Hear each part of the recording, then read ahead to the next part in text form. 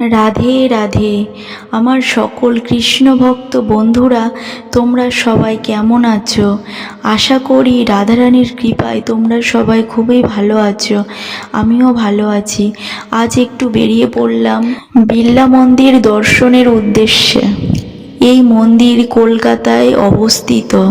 এই মন্দিরের কারুকার্য খুবই সুন্দর। বাইরে থেকে দেখে যতটা না সুন্দর মনে হয়, ভিতরে খুবই সুন্দর।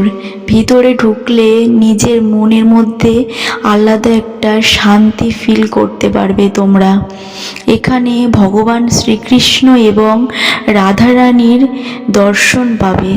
আর ভগবানের যে অবতার নিয়েছিল সেই অবতার রূপগুলো এখানে ফুটিয়ে তোলা হয়েছে।